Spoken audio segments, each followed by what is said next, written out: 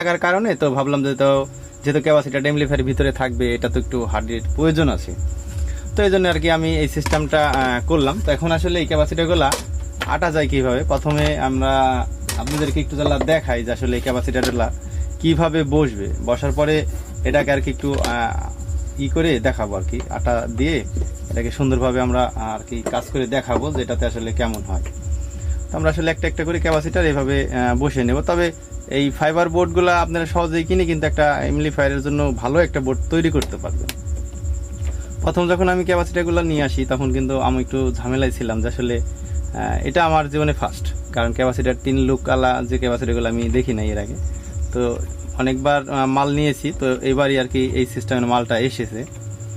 তো এটা পিসিবির জন্য আমি যেখান থেকে মাল নিয়েছিলাম সেখানে যোগাযোগ করলাম, তো ওনারা বললো যেটা থেকে আর কি পিসিবি পাওয়া যাবে না। তো আর ওর যে পিসিবি